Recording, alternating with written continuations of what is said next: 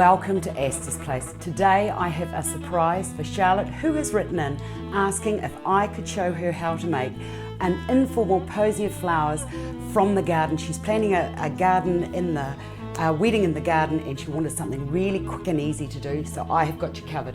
I've been into the garden and I've picked a selection of the flowers that I've got.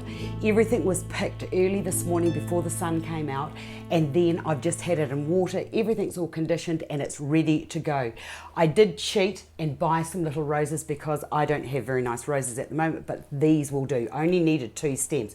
Right, to begin, start with your roses, and as I've said before, you need to take the leaves and strip all the stems so that you don't have any foliage on those at all. This is going to be what I call an informal posy or informal posy of flowers, and it just means that we're just going to gather everything into our hand. Right, I've got a little bit of lavender here, so I'm just going to bring that and I'm going to put that into the middle. The reason I'm doing that is because that's my spiky form, and this is going to be round, so keep your spiky forms in the middle. Right, I've got a little bit of the Statice Caspia. I'm just going to put a little bit of that beside the lavender. I've also got some beautiful Queen Anne's lace. I'm just going to put that into there like that. This is what I mean by stripping all of your foliage from that's going to be near the handle before you start, because you don't want that marking a dress. And the other thing that happens is that little bits of foliage, it actually gets to be like quite squishy, so if you can get rid of that now, that'd be fantastic. Right, I've also got some beautiful little cornflowers. Now these are quite delicate, so what I like to do with those is take those into the middle. I've got some lovely daisies here, so I'll bring those and I'll just put those to one side. And as I said, make sure all of that foliage has been removed. And this is what slows you down. That's why I always like to get all my prep done before I start. Right, put a few more of those daisies over to this side beside that Queen Anne's lace. Isn't that just a beautiful picture of loveliness? I love it. Right, I've also got some gorgeous gardenias that I've got out of my garden, and something's been eating them. So what I have done is I've gone into there and I have got rid of any of the little bugs that are in there, because we want it to be as perfect as possible. Right, I'll take that into there and then bring this, oh, they're all squashed up, that into there like that, and then those over there, and keep those as close together as you can. Get rid of all of those leaves.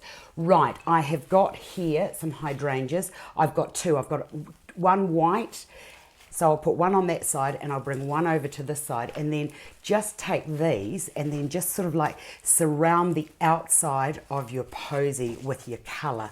It doesn't really matter, just whatever way you want it to go.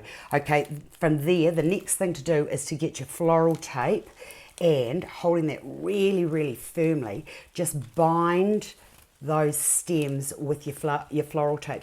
You could use a cable tie, but these stems are all very, very delicate, so I just think that I'll be avoiding anything where there's a bit of pressure. So just keep pulling that and taking them down the handle, binding as you go, and trying to keep all of your stems as straight as possible, and making sure that anything that, because this is going to sit into water in due course, just make sure that everything is round about the same length as you go.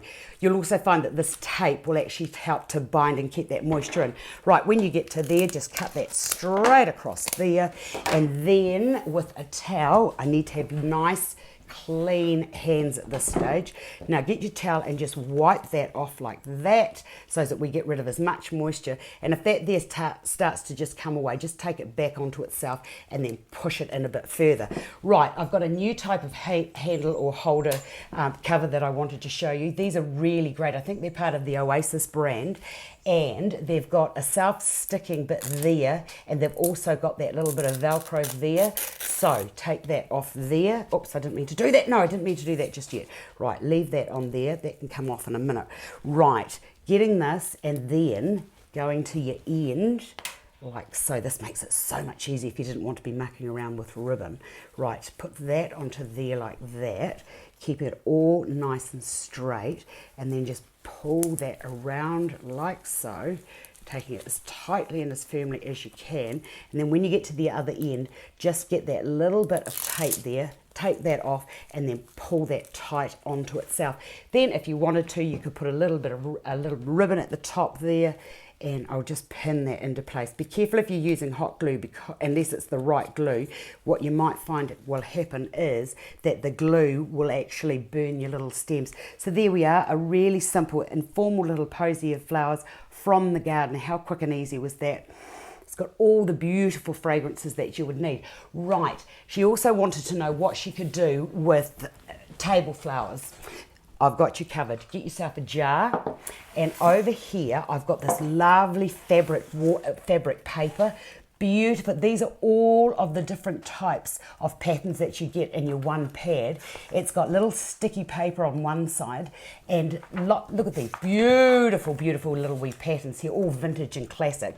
So what you do is you measure around your jar and then just cut it and then peel off your backing paper, and then you can just continue to embellish it as and however you want to. Right from there, finding my little, I'm going to put this on top of it, finding my middle, just take that around there like that until you get to the other side. Just pull it back and stretch it into place and get rid of any of those little bubbles, just like as if you were gluing into place. Right from there, if you wanted to, you could just get a little bit of trim, whatever you've got, put that around there like that, tie that off. You could actually use string if you wanted to. Take that right up to the top, tie that off. That looked, oh, that's so cute. And then here I've just got a little posy of flowers, and that would go with that. And what I would do with this is I would probably have all different sizes of jars, small ones, big ones. You could have bottles, cover them all in the different types of fabric, and then have those running along your table. Or if you've got a square table, have 4 in the middle. You could perhaps put them, raise them up into a little box. But look at that. Perfect, perfect, perfect posy of flowers for a summer garden wedding. Thank you for calling, and thank you for watching, and I'll see you another day.